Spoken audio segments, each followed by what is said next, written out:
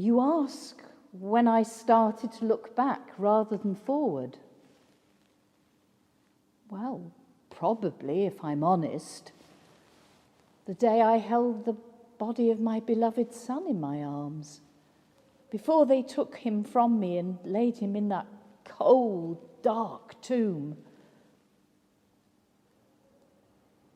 The years have been kind to me. John is like a son, and I could not have asked for more. I wasn't destitute. I had my home.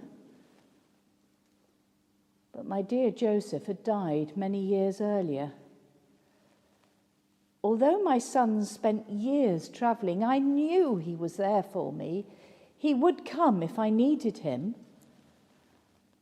I've always been an independent spirit, but my son's final wish was for me to be with a family. He did not want me to be alone. He knew me too well.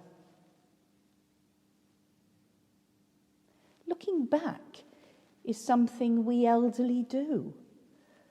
We take our memories and sift through them like a box full of treasures. Looking forwards does not hold the same appeal as it once did. As a child, we cannot wait for the next exciting thing to happen. Birthdays, bar mitzvahs, marriages, and children. Before you know it, there are grandchildren. And we look to their future. Ours does not hold so many exciting prospects.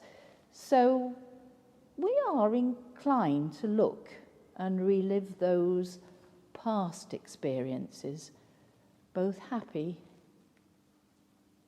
and sad. Listen to me. I sound so maudlin. I don't mean to be dull. My memories are mine, and I gain pleasure from revisiting them. People, you want to know about my son. He was my gift from God. Well, aren't all children a gift from God? I recall how scared I was when that blinding vision spoke and told me what would happen. I wanted to say, "No, I cannot do this. You ask too much." Yet I did not. I said, yes. It was a very difficult time. I nearly lost Joseph as a result.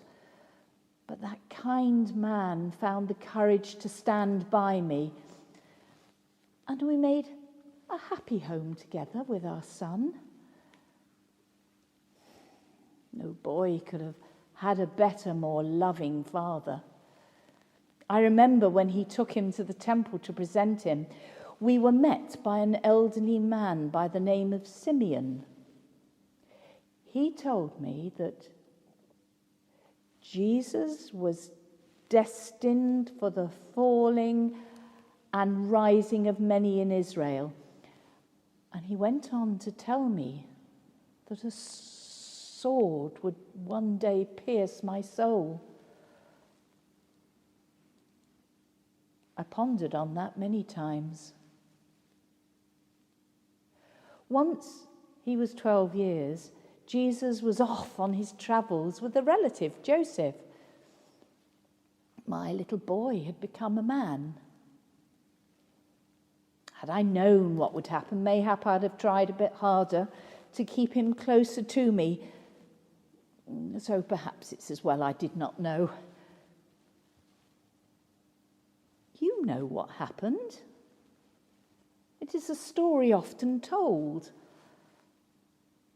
I was helpless. Who would listen to me?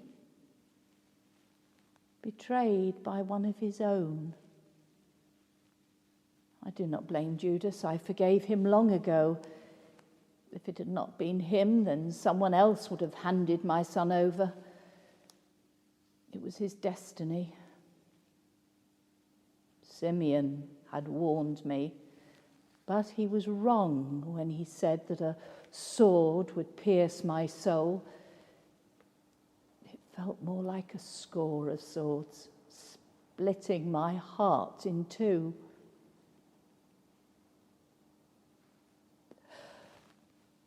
My son forgave all from his cross, and I know that included his dear friend Judas. Forgive them, for they know not what they do. Those were his words, and they are burnt in my memory. No one knew what they were doing the day they executed my Jesus, my baby. It pains me that Judas was not able to forgive himself, poor soul. I was kept back. The Romans would not let me be with him until the end. Eventually, when my son had breathed his last breath, the centurion took pity on me and he let me through.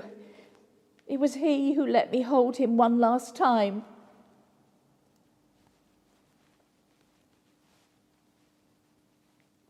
I tore the cruel circle of thorns from his head. They were vicious. I still bear the scars from them. I begged God not to let him die, and for a while I was angry with him. I railed at him. Why? How could our merciful God give me my son only to take him away so cruelly? But if my son could accept his fate with such dignity, then so must I. Being with John and his family, who all love me like their own, is a comfort. I'm able to look back in peace. I know my son is with me, even now. I do look forward. I do. I look forward to seeing my son again and being with him throughout eternity, as we all will be one day. For now, I must be happy with my memories. He is with me, and you too. He is with us all, even to the end of time.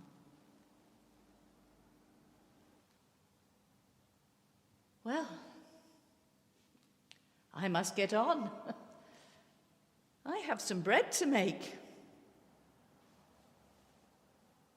God bless you all.